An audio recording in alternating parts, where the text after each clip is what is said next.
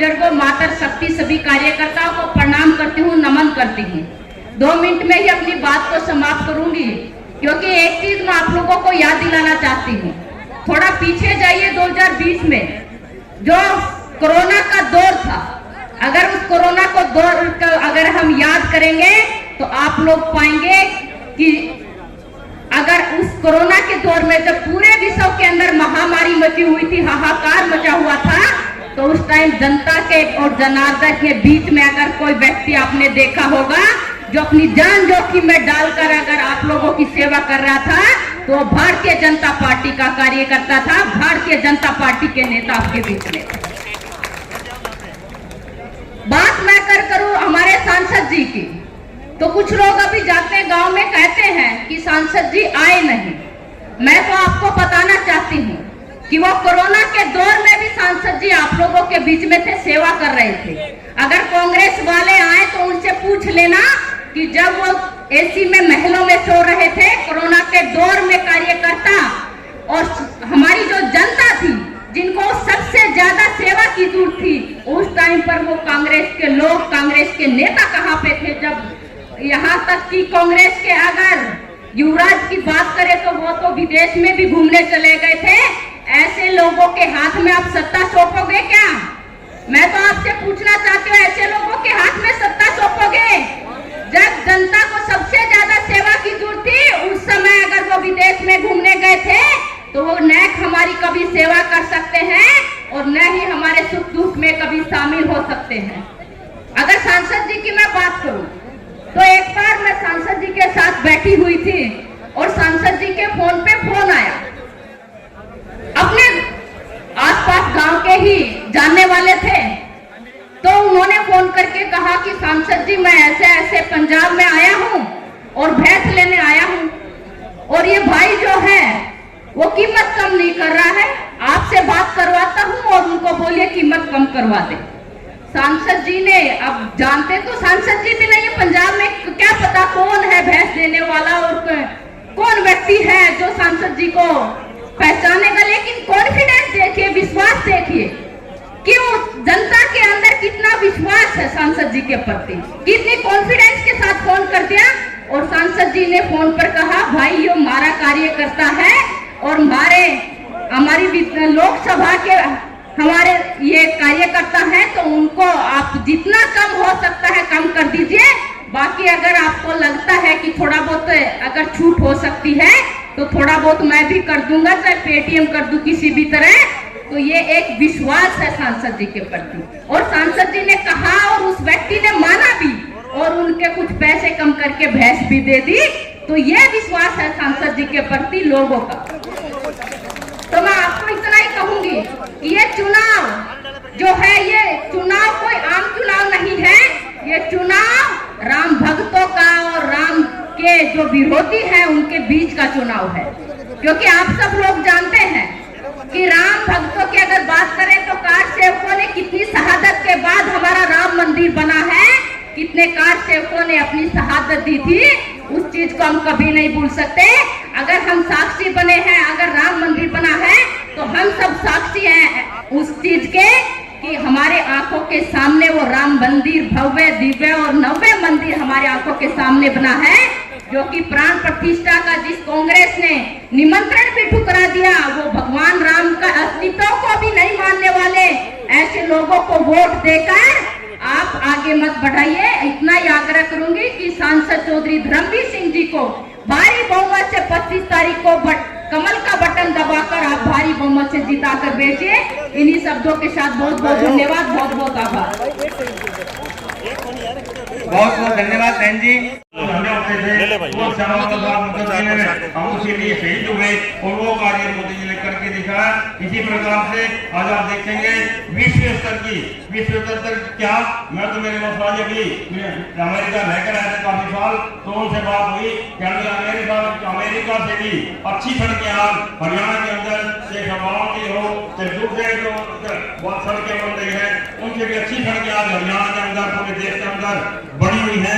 उसी प्रकार से रेलवे को आप देखें, रेलवे को बहुत शानदार नए कोचिंग नए इंजन लगाकर और उनको भी बहुत ही सुधारा गया है, वह सब आपके सामने है। मैं तो एक ही बात कहना चाहता हूँ, अब तो अर्जुन की आंखें जैसे हम मुस्लिमों को दिखाई देती थी, वैसे हमें एक ही चीज देखनी है, बाकी सब हमने कर लिया है।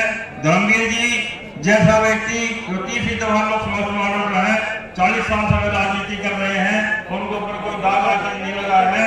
और एक बात तो आप सभी कहते हो कि वह जीतते ही जीतते हैं, तो अब की बार जीतते नहीं जीतने वाले हैं वो हाथ ना उठाए, और चाहे किसी के एक हाथ हो वो हाथ ना उठाए, वरना सभी दोनों हाथ उठाकर कहेंगे धर्मवीर जी जीतते हैं।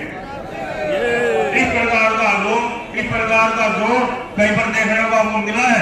ये जो जोर से आपका यही जोर बता रहा है कि आने वाले चुनाव में आप क्षेत्रवाद के वोट जाओ। मेरे से भी अभी हमारे समाज के भी लोग काफी मिले हैं, उन्होंने कहा कि हमको सब यहाँ पर ठीक है और वहां पर क्या है। तो मैं आपको बताना चाहता हूँ, ना इधर की बात करो तुम, ना उधर की बात करो तुम, जो तुम क्या तुम्हारे अंदर है वही वहां के अंदर है। चाहे भिवानी जिला हो, तो दादरी जिला हो, तो गंगानगर हो, एक वोट हमारे भाई नरेंद्र मोदी जी के जाने वाला है। नरेंद्र मोदी जी का करण कहीं पे घट नहीं रहा है, बड़ी बन रहा है। इतने बिजली के बड़े बड़े खंभे आगे उनके साथ बहुत तेज है, उसी प्रकार से मोदी जी चलते हैं। और आने वाले चुनाव में किसी ऑप्शन को तो निकाल देना। पिछली बार होंगे भाई 4.5 लाख के करीब वोट जीते थे, और अगला चुनाव निश्चित रूप से 6 लाख से ज्यादा वोट जीतने वाले हैं। हमारे भिवानी में तो मनोहर खट्टर जी आए थे, उनसे नमस्कार, जय हिंद। बहुत बहुत धन्यवाद ठाकुर साहब। हमारे बीच में जिला परिषद भिवानी की चेयरमैन और भिवानी महेंद्रगढ़ लोकसभा आप कोई जुई से, बारडा से, जीतपुरा से, लोहारू से, तो शाम से इकट्ठा होकर के यहाँ लोग आए हैं। हम आते समय गाड़ी ट्रैफिक में फंस गई तो 2-4 दुकानदारों से पूछा भाई क्या माहौल है, तो जसवंत जी बोले भाई यहाँ तो एक तरफा, तो वहां की 3 विधानसभाओं का जिला अध्यक्ष हो, पिछली बार 1.5 लाख की हमने बढ़त दी थी, अब की बार गारंटी के साथ में 2 लाख से ऊपर की बढ़त भिवानी जिले से आने वाली है। ये चुनाव कोई राजनीतिक चुनाव नहीं है, ये चुनाव विचारधाराओं के बीच का चुनाव है। कांग्रेस पार्टी दिग्वर्जित करती है कि ये संविधान में संशोधन करेंगे, संविधान में संशोधन अपने हितों पर उठाएगा, नहीं होगा।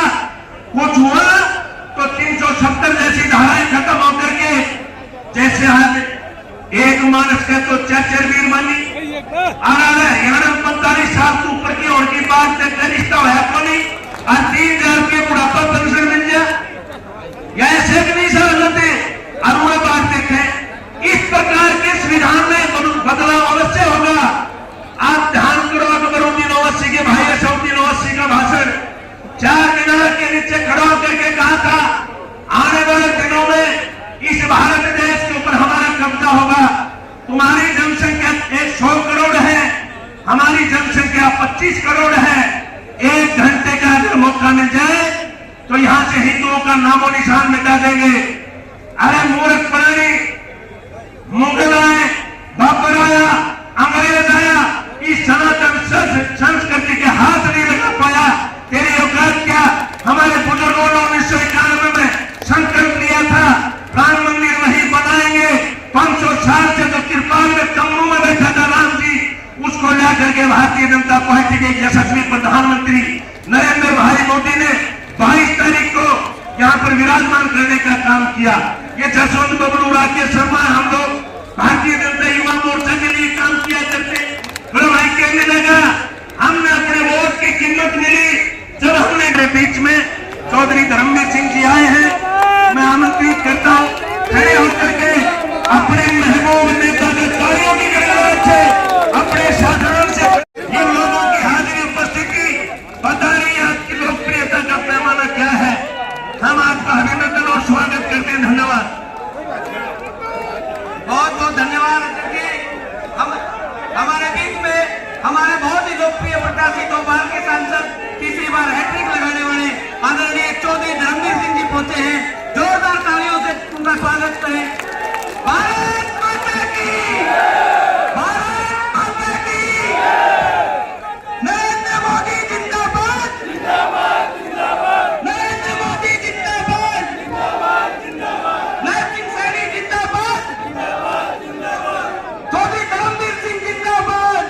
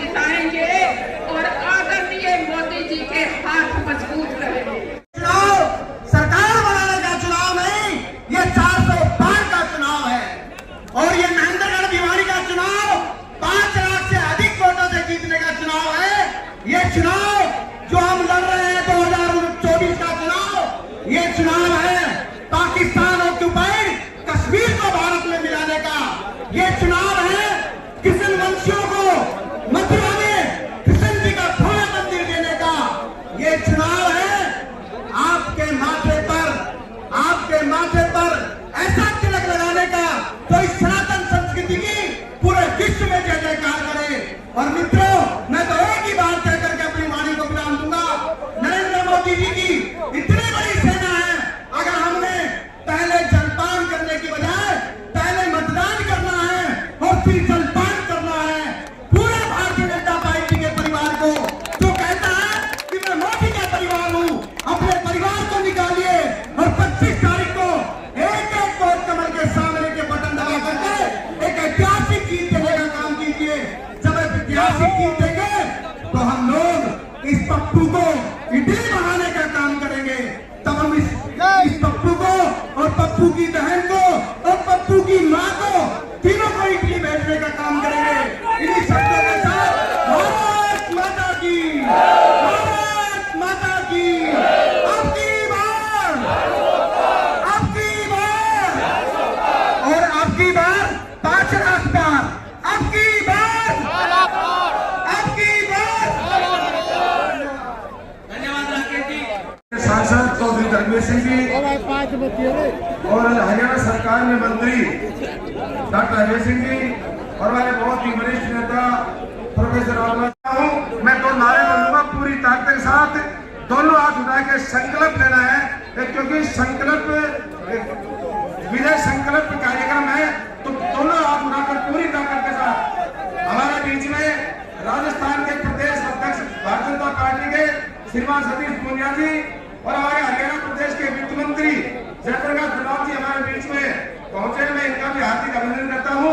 अब मैं 2-3 नारे बोलूंगा, पूरी ताकत के साथ दोनों हाथ उठा के संकल्प लेना है और भारत माता की, भारत माता की, बीजेपी जिंदाबाद, बीजेपी जिंदाबाद। बहुत बहुत धन्यवाद। इन लोगों की हाजिरी उपस्थिति बता रही है आपकी लोकप्रियता का पैमाना क्या है। हम आपका अभिनंदन और स्वागत करते हैं। धन्यवाद। बहुत बहुत धन्यवाद हम हमारे बीच में हमारे बहुत ही लोकप्रिय प्रत्याशी, 2 बार के सांसद, तीसरी बार हैट्रिक लगाने वाले आदरणीय चौधरी धर्मवीर सिंह जी पहुंचे हैं। जोरदार तालियों से उनका स्वागत करें। भारत माता की, भारत माता की, नरेंद्र मोदी जिंदाबाद, नरेंद्र मोदी जिंदाबाद, नरसिंह सैनी जिंदाबाद, चौधरी धर्मवीर सिंह जिंदाबाद। सभी से निवेदन है, अपने अपने स्थान पर बैठेंगे, विराजमान होंगे, व्यवस्था को बढ़ाएंगे। आदरणीय चौधरी धर्मवीर सिंह जी हमारे बीच में पहुंच चुके हैं।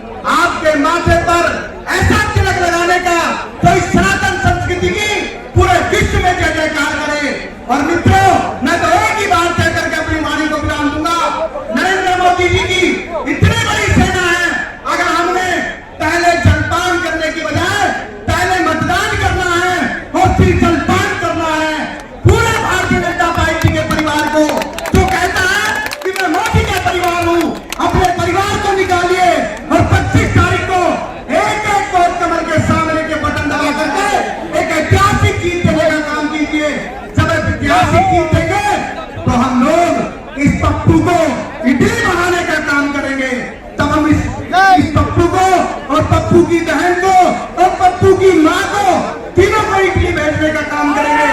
इन्हीं शब्दों के साथ भारत माता की, भारत माता की, आपकी बार और आपकी बार 5 लाख बार, आपकी बार, आपकी बार। धन्यवाद राकेश जी। जनता पार्टी की 10 साल की केंद्रीय सरकार ने और हरियाणा के यशस्वी मुख्यमंत्री पूर्व श्री मनोहर लाल जी ने तो 10 साल में जिन हित के गरीबों के लिए जो कार्य किए हैं वो सब आपके सामने है। तो मैं तो आपसे निवेदन मंच के माध्यम से यही करना चाहूंगा कि आने वाली 25 तारीख को कमल के निशान के सामने का बटन दबाकर और पिछली बार से ज्यादा बहुमत से चौधरी धर्मवीर सिंह जी को जिता करके नरेंद्र मोदी जी के घोड़े में सीट डालने का काम करेंगे। इन्हीं शब्दों के साथ, पीछे से समय का अभाव है, मैं इन्हीं शब्दों के साथ आपका पुनः हृदय से आभार करता हूँ और मैं 2 नारे बोलूंगा पूरी ताकत के साथ। दोनों हाथ उठा के संकल्प लेना है, क्योंकि संकल्प विजय संकल्प कार्यक्रम है। तो दोनों हाथ उठाकर पूरी ताकत के साथ हमारे बीच में राजस्थान के प्रदेश अध्यक्ष भारतीय जनता पार्टी के श्रीमान सतीश पूनिया जी और हमारे हरियाणा प्रदेश के वित्त मंत्री जयप्रकाश प्रसाद जी हमारे बीच में पहुंचे। मैं इनका भी हार्दिक अभिनंदन करता हूं। अब मैं 2-3 नारे बोलूंगा, पूरी ताकत के साथ दोनों हाथ उठा के संकल्प लेना है और भारत माता की, भारत माता की, बीजेपी जिंदाबाद, बीजेपी जिंदाबाद। बहुत बहुत धन्यवाद। हमारे बीच में हरियाणा सरकार में मंत्री जेपी दलाल जी, हरियाणा सरकार में अनेक बार मंत्री रहे हमारे बड़े नेता आदरणीय प्रोफेसर रामनिवास शर्मा जी, पूर्व में मंत्री रहे आदरणीय सतपाल सांगवान जी, भिवाड़ी से विधायक घनश्याम सरकार जी पहुंचे हैं। उनका यहाँ पहुंचने पर हम हार्दिक स्वागत करते हैं, अभिनंदन करते हैं। और अब मैं आग्रह करूंगा नारनौल के विधायक पूर्व में मंत्री रहे आदरणीय श्री ओम प्रकाश यादव जी से कि आप आए और अपनी बात रखें। उससे पहले मैं आग्रह करता हूँ,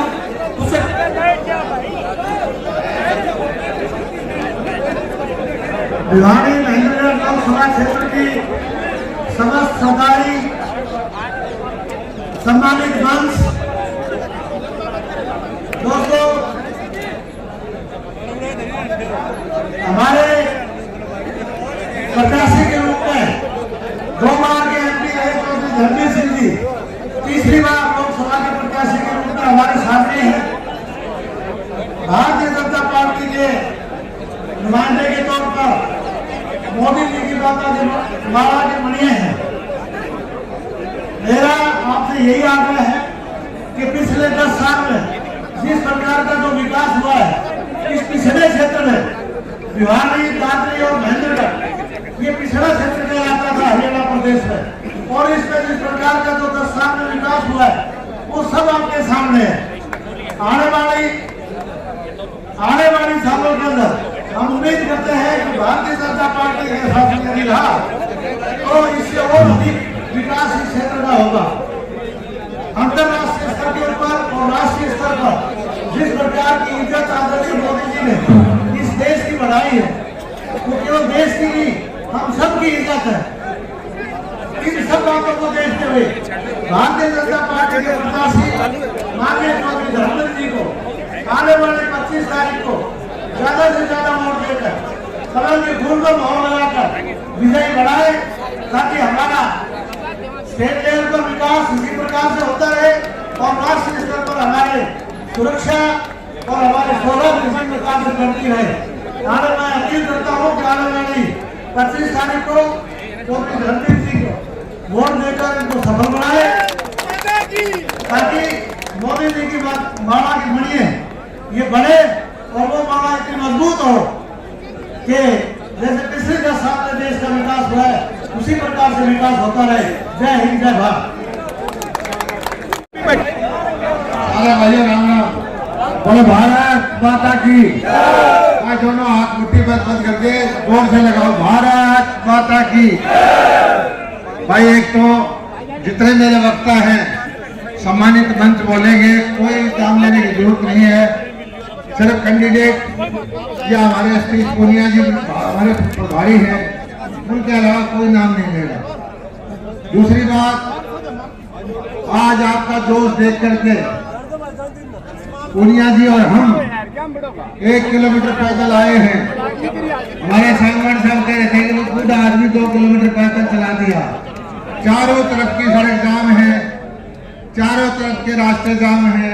इतना जबरदस्त उत्साह, और ये उत्साह को देख करके निश्चित हो गया है कि तीसरी बार देश में मोदी जी प्रधानमंत्री और तीसरी बार यहाँ पर हमारे भाई सांसद धर्मवीर जी जीतेंगे।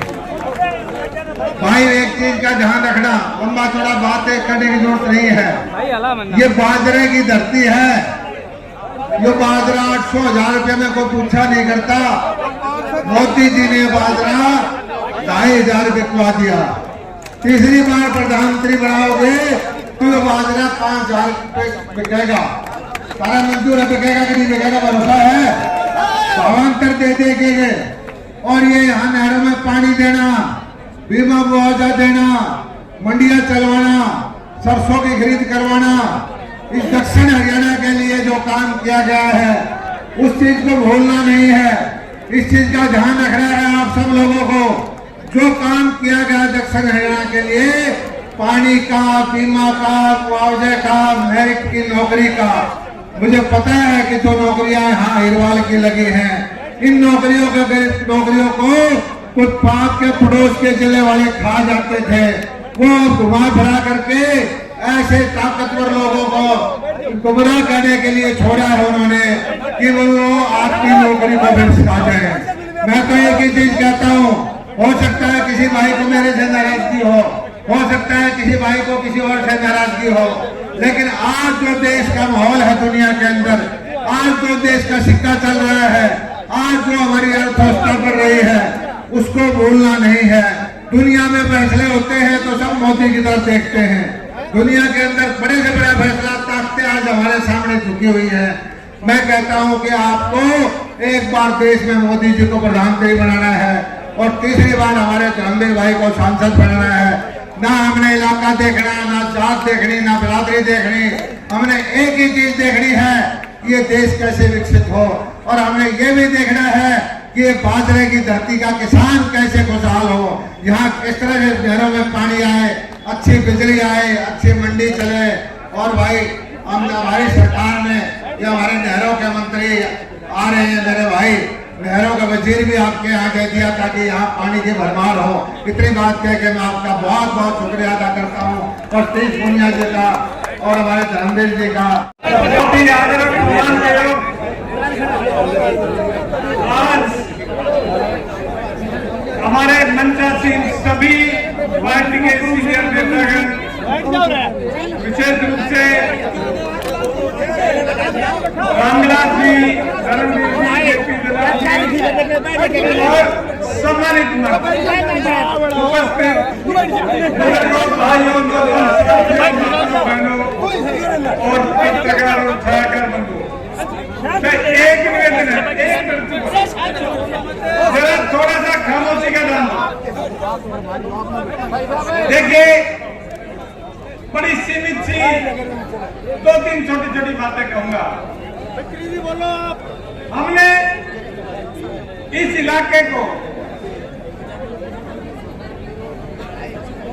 वैसे तो चुनाव तो 1952 से अब तक होते आए और 1966 से अब तक हरियाणा बना हुआ है।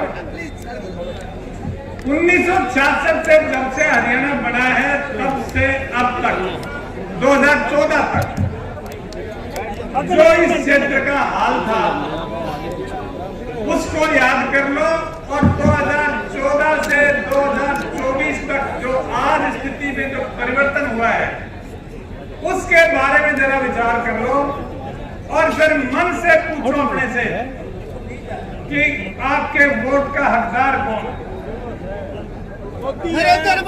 जब हम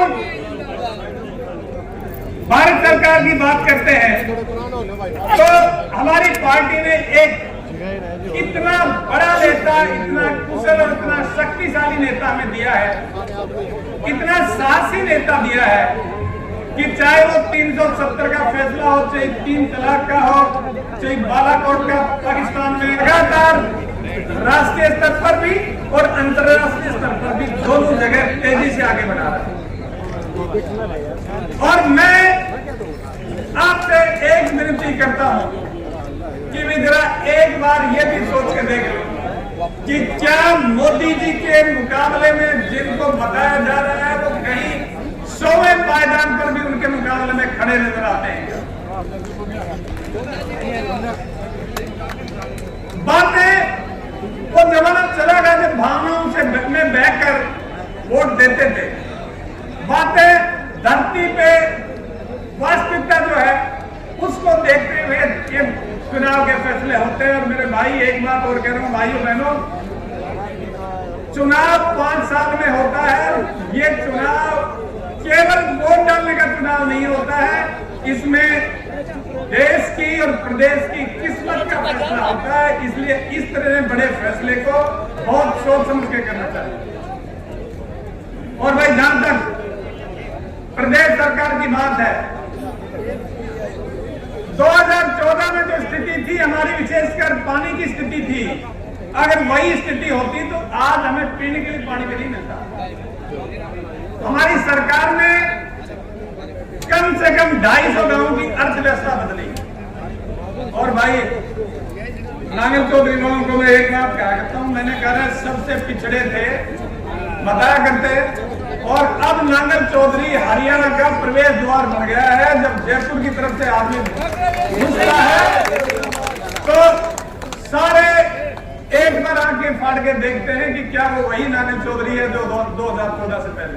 मंत्री जी आप भी कितनी बार बनोगे? तो मुझे, मैं सिर्फ आपसे एक हाथ जोड़ के प्रार्थना करता हूं कि भाई सरकारों के फैसले आप लोगों के हाथ में होते हैं, और इस तरह के फैसले इतनी इस वक्त मैं समझता हूं कि भारतीय जनता पार्टी के अलावा किसी पार्टी को इस क्षेत्र के वोट का हक नहीं है, क्योंकि भारतीय जनता पार्टी ने इस क्षेत्र की तस्वीर बदली।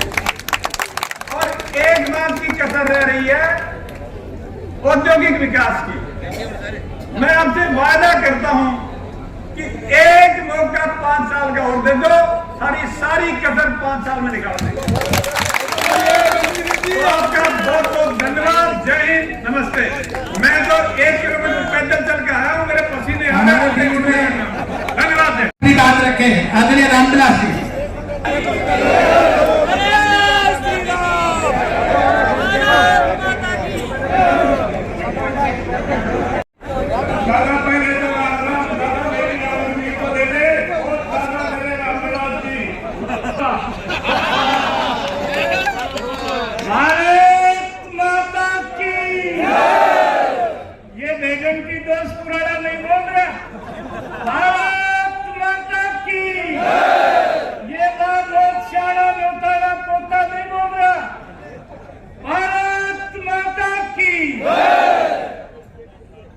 बीरबल नगरी में जहां खड़ा है वही बैठ जाए, जो जहां खड़ा है वही बैठ जाए, जो जहां खड़ा है वही बैठ जाए।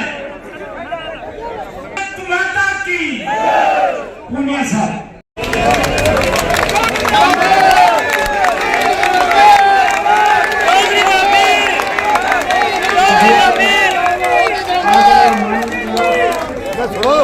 सभी जिनके विचार आपने सुने, माननीय रामविलास शर्मा जी, हमारे प्रभारी सतीश पुनिया जी, हमारे मंत्री डॉक्टर अभय सिंह यादव जी, भाई जयप्रकाश दलाल जी, हमारे सभी विधायक डॉक्टर एडीओ ओम प्रकाश जी, भाई सीताराम जी, घनश्याम जी, पूर्व डिप्टी स्पीकर बहन संतोष यादव जी, पूर्व मंत्री सतपाल सांगवान जी, शशि परमार जी, ठाकुर वीर सिंह जी, और हमारे जो यहाँ के इंचार्ज हैं माननीय लक्ष्मण यादव जी, सबके नाम लोगे तो फिर बहुत समय लगेगा, क्योंकि काफी टाइम से, क्योंकि ये जो हमने फॉर्म भरना था, उस फॉर्म भरने का समय दिया था 10 बजे, और सम्मानित मंच और यहाँ पर उपस्थित साथियों, माताओं, बहनों और बच्चों, आप लोग जितने यहाँ बैठे हो इससे 3 गुना ज्यादा बाहर है, क्योंकि पंडाल शायद ये छोटा लगा पाए, जगह की शायद इनको बाहर कोई इजाजत नहीं मिली। देखिए ये जो मेरे सामने बैठे हैं, इनमें और पैंट कमीज पहनने वालों में बहुत फर्क है, बहुत फर्क है। कुछ एक आदमी एयर कंडीशन में रहते हैं, वो पसीना 1 मिनट भी सहन नहीं कर सकते, उनके लिए अगर कोई मीटिंग होगी तो एयर कंडीशन में होती है। लेकिन आप लोग एक कार्यकर्ता जो भारतीय जनता पार्टी जिसकी पहचान करती है और एक संगठन की पार्टी है। मलिक साहब आपको चल पड़े, यहीं पर हैं और मेरे से पहले बोलने वालों ने सभी का नाम ले दिया था, इसलिए मैं माफी चाहूंगा कि मैं सबका नाम नहीं ले पाया क्योंकि समय ज्यादा लग गया। देखिए 2 लोग भी हैं जो बहुत, आपने देखा होगा जब ये देश आजाद हुआ 1947 में, हमारे से बाद में आजादी मिली चाइना को, अच्छा मजबूत नेतृत्व उनको मिला, चीन, अमेरिका और रूस को भी क्रॉस करके आगे चला गया, लेकिन हिंदुस्तान फिर पीछे रहा। उसका मुख्य कारण यही था कि हमारा नेतृत्व कहीं न कहीं कमजोर था। बहुत अरसे के बाद नरेंद्र मोदी जी ने जब देश की कमान संभाली, आप देखिए आंकड़ों से आपको पता चल जाएगा, आने के बाद सबसे पहले उन्होंने नोटबंदी, और नोटबंदी के लिए केवल 2 नंबर के जो नोट थे जिसके पास, आम आदमी के पास 1 नंबर का पैसा था, लेकिन 2 नंबर वालों ने बहुत चिल्लाए, बहुतों ने तो पानी में, समुद्र में पैसा फेंक दिया और बाकियों को कहा कि मेरे को आधे में बदलवा दे, आधे तू रख लेना। ये था प्रधानमंत्री जी का नोटबंदी। उसके बाद एक जीएसटी लगाई, टैक्स के नाम से बहुत बड़ी कंपनियां इस देश को लूटती थी, क्योंकि अलग अलग टैक्स के नाम थे। उदाहरण के तौर पर हम इस सीताराम धर्मशाला के अगर 4 गेट खोल दें, कौन आया, कौन गया, कौन लेके गया, कौन खा के गया, कौन सामान कितना निकाल के ले गया, पता नहीं चलता था। जब एक गेट होगा, एक जीएसटी होगी, तो पता लग जाता है कि टैक्स की चोरी कौन कर रहा है, और आप हैरान रह जाओगे। 2013 का कांग्रेस का बजट, जो सारा देश का पैसा इकट्ठा होता था, खजाने में जो जमा होता था, केवल 18 लाख करोड़ रुपया सालाना था, 18 लाख करोड़ रुपया। और आज जीएसटी का प्रबंध करने पर 49 लाख करोड़ रुपया इकट्ठा हो जाता है एक साल में। 49 लाख करोड़, ये पैसा कहाँ गया आप अंदाजा लगा सकते हो। देश में तकरीबन 2.5 लाख फर्जी कंपनियां पकड़ी गई, 2.5 लाख फर्जी कंपनियां, क्योंकि ऑनलाइन हो गया बैंक का, आधार कार्ड से जोड़ दिया, और वो फर्जी कंपनियां क्या करती थी, एक साल में 30-31 लाख रुपया अपनी जेब में डालती थी। 30-31 लाख करोड़ रुपया थोड़ी अमाउंट नहीं होती। और कैसे करती हैं, कोई आदमी दुबई में बैठा है, कोई बंबई में बैठा है, और उसने कंपनी बना ली नार्मल की दुकान के नाम पर, महेंद्रगढ़ की दुकान के नाम पर, और उन कंपनियों का कारोबार क्या है। जब वो सामान बेचते हैं कच्चा या पक्का, कपड़ा लत्ता लोहा, असली सामान नहीं बेचते, मिट्टी और बाठे डाल के बेच देते हैं, और बाद में बेच देते हैं कि हमने इतना सामान भेजा है, और सरकार से विड्रा करवा लेते, उस टैक्स को जो रिबेट था वो पैसा उनके पास आ जाता। ऐसी बहुत सी कंपनियां, 2.5 लाख के आसपास की कंपनियां जब पकड़ में आई, तो ये बजट 18 लाख करोड़ से 49 लाख करोड़ पर पहुंच गया।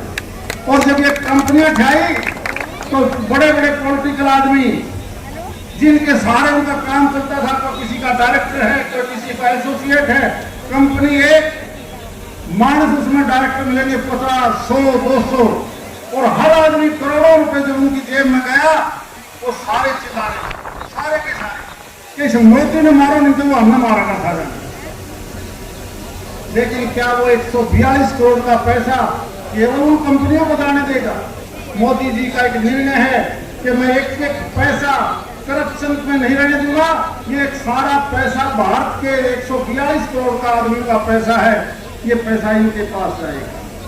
आप देखते होंगे कंपनी का मालिक बैठा है बंबई में, जहाज में हेलीकॉप्टर में चलेगा और आप लोग रात दिन मेहनत करोगे, दिहाड़ी बना कर 1000 रुपए की और वो 1 मिनट में 10 करोड़ 20 करोड़ कमा लेते हैं।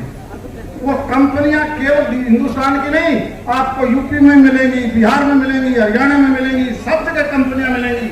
और उन कंपनियों के मालिक कौन कौन हैं? धीरे धीरे जब ऑनलाइन होकर ऊपर आएगा तो आप हैरान रह जाओगे देख के कि ये नाम भी इनमें हो सकते हैं।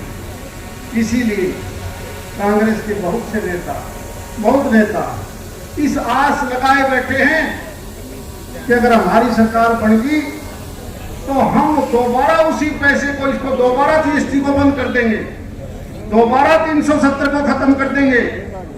ईमानदारी से बताओ, जम्मू कश्मीर जिसकी 370 की आप बात करते हैं, 370 से पहले माननीय अमित शाह जी ने पिछली लोकसभा सेशन में जब कांग्रेस के और नेशनल कॉन्फ्रेंस के सांसद 370 का विरोध कर रहे थे, उन्होंने एक सफेद पत्र जारी किया।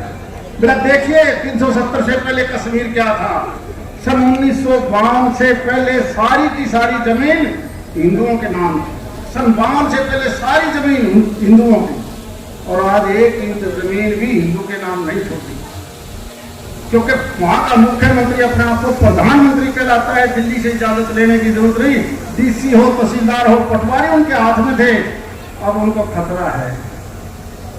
इसीलिए कहते हैं 370 हम दोबारा लगाएंगे। कौन लगाने देगा 370? आप याद करिए, जब भारत से पाकिस्तान अलग हुआ, बहुत बड़ी आबादी इधर से उधर आई, और जब पाकिस्तान से हिंदू इधर आया तो कितनी मारकाट हुई थी। उसके बावजूद भी पाकिस्तान में 23% आबादी हिंदुओं की बची हुई थी, हिंदुओं की। आज पता है कितनी है? केवल 1.5%। और जब भारत सरकार ने कहा कि हम CAA का एक नया कानून लेके आएंगे जिसका विरोध कांग्रेस और TMC ये सारी पार्टियां कर रही हैं कि हम CAA को लागू नहीं होने देंगे। क्या है ये CAA? केवल ये है कि उन देशों में जो मुस्लिम देश हैं, वहां से जो आबादी हिंदुस्तान में जिन्होंने यहाँ आके शरण ली है, हम उनको यहाँ पर रहने का अधिकार देंगे। सिर्फ इतना है। वो कहते हैं कि इनको अधिकार क्यों दोगे, दूसरों को भी लेके आओ। अरे तुम में से जाके देख लो। अब ईमानदारी से देखो, ये जो बड़े लोग हैं क्या काम करते हैं। कश्मीर की सारी जमीन केवल 2 परिवारों के नाम चली गई, शेख अब्दुल्ला और मुफ्ती मोहम्मद सैयद के नाम पर। हमारे यहाँ पर भी जो गरीब मुस्लिम है हिंदुस्तान में, वो BC और OBC में शामिल है, चाहे वो मेव है या यहाँ पर लोहार है, तेली है, धोबी है। और ये क्या करते हैं, इनकी सरकार है कर्नाटक के अंदर। कर्नाटक की सरकार ने आज से 12 दिन पहले फैसला कर लिया कि BC OBC जो रिजर्वेशन लेता है उनमें सारा का सारा मुस्लिम डाल दिया। 18 करोड़ आदमी अगर इसकी सरकार इनकी देश में बढ़े तो जो गरीब BC OBC वो कहां जाएगा? ये बात करते केवल वोट लेने के लिए। दूसरी तरफ नरेंद्र मोदी जी का एक सपना देखिए कि मैंने हर गरीब किसान को, मजदूर को, BC को, OBC को, SC को, सबको साथ लेके आगे चलना है। इसीलिए आप 10 साल से प्रधानमंत्री जी की कैबिनेट देखिए। हम खुशकिस्मत है दक्षिणी हरियाणा के लोग, हम बहुत खुशकिस्मत हैं। छोटा सा दक्षिणी हरियाणा जिसमें जिले केवल फरीदाबाद, गुड़गांव और महेंद्रगढ़। हमें 3 OBC के मंत्री मिले हैं, 3। कहीं राव इंद्रजीत हैं तो कहीं कृष्णपाल गुर्जर हैं तो कहीं भूपेंद्र यादव है। इतना बड़ा प्रतिनिधित्व तो आज तक किसी प्रधानमंत्री ने नहीं दिया। और उन्हीं की वजह से जब हरियाणा की सरकार बनी तो मैं हरियाणा सरकार के नायब सैनिक को भी बहुत बधाई देता हूँ। हमें खजाने का मंत्री भी इसी लोकसभा में दिया, नहर का पानी का भी हमें यही दिया डॉक्टर भय सिंह को, और पीने का पानी और सड़क का भी डॉक्टर बनवारी लाल जी को यही बना के दिया। मुझे लगता है कि आने वाले 5 साल में जो हमारी बकाया काम है, जिस तेजी से, जैसा कि डॉक्टर अभय सिंह जी ने बताया था, किसी ने 10 साल पहले डारमोड़ देखा है, नांगल चौधरी देखी है, भिवानी महेंद्रगढ़ देखा है। एक समय था केवल एक क्षेत्र में सड़कें बनती थी, बाहर अगर आते तो सड़कों का पता नहीं था, सड़क है नहीं है। और आज 7-7 नेशनल हाईवे हमारी इस लोकसभा क्षेत्र से गुजरते हैं, 7-7।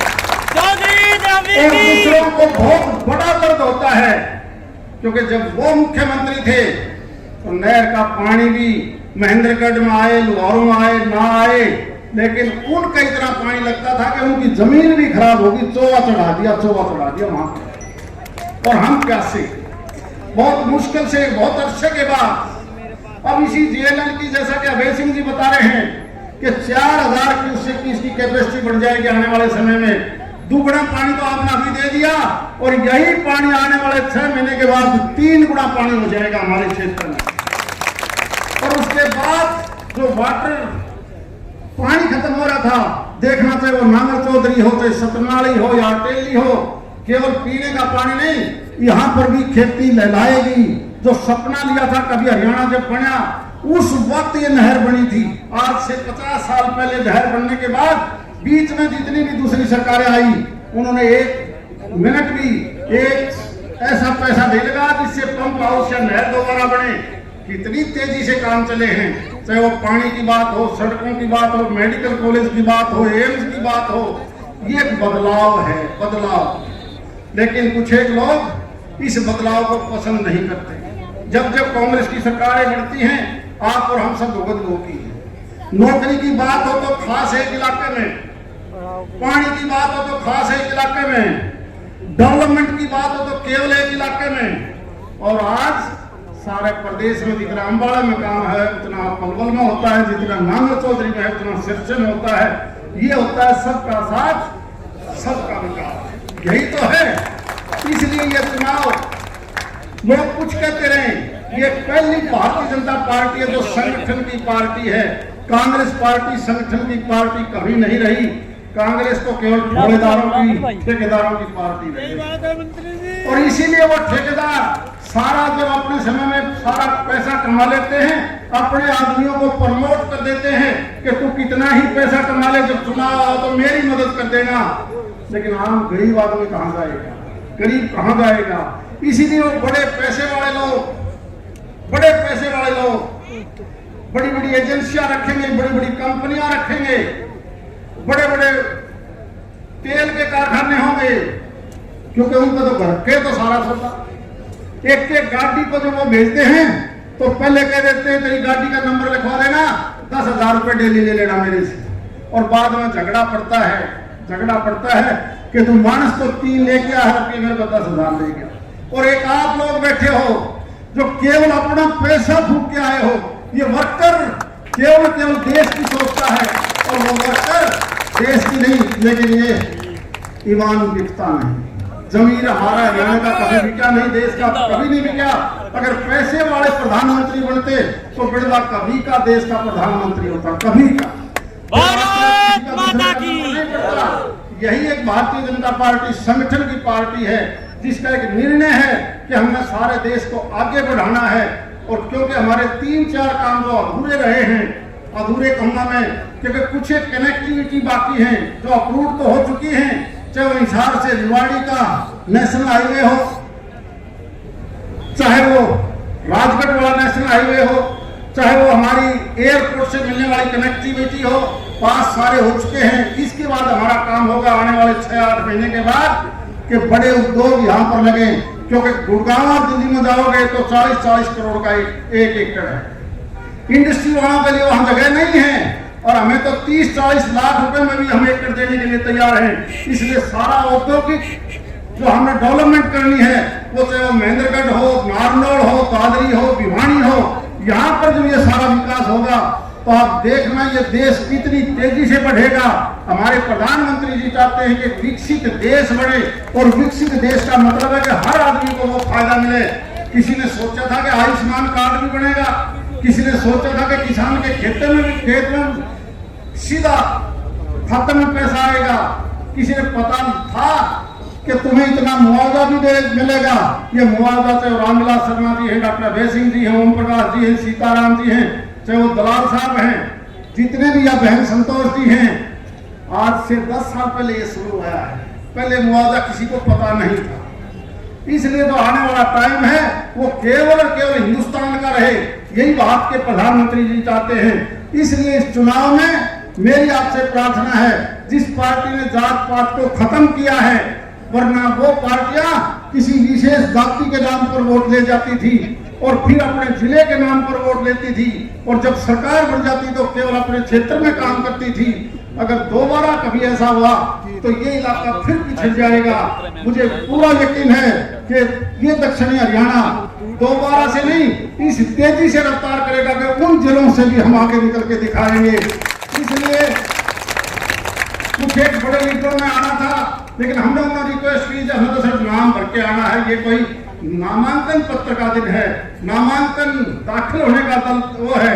आज हमने कोई जलसा या रैली नहीं कर रखी, और आप भी केवल मेरा पत्र, नामांकन पत्र दाखिल करवाने के लिए आए थे, केवल क्योंकि बड़े लीडर राव इंद्रजीत जी का भी आने वाली 13 तारीख को अटेली और महेंद्रगढ़ के बहुत से गाँव में प्रोग्राम है। मेरी प्रार्थना है कि जब बड़े लीडर आए, ये ध्यान रखना कि आप अपने आप प्रबंध करके उनकी बात भी जरूर सुनना। बहुत बहुत धन्यवाद है। मामला था, पोर्टल दूसरा बंद करके ये फैसला ले लिया कि सारे का सारा काम अब केवल पंचायत ही अपना पैसा खर्च करेगी। दूसरा जो संविधान की बात कहते हैं लोग, माननीय प्रधानमंत्री जी बार बार कहते हैं कि रिजर्वेशन को कोई खत्म नहीं कर सकता। हाँ, एक अमेंडमेंट हमने संविधान में जरूर करनी है। एक धर्म के लोग तो 4-4 शादी करते हैं और हिंदू केवल एक करता है, इसलिए ये कॉमन सबके लिए कानून बनाना है। इसलिए संविधान की बात चलती है। आप और हम सब मेरी की तरह खाटू श्याम जी के भगत हो, इसलिए श्याम जी का नारा जरूर लो।